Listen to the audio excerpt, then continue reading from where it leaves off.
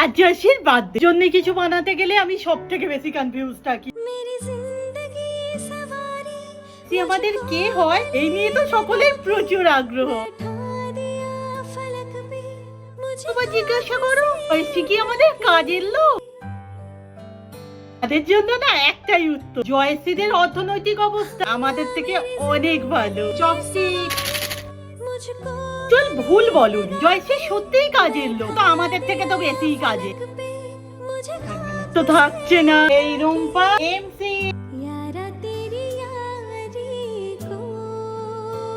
Alva জলের বোতল আনতে গিয়ে এটাকে পুরো উল্টে ফেলে দিয়েছে, তারপরে উঠে দাঁড়াবে ভাবিনি।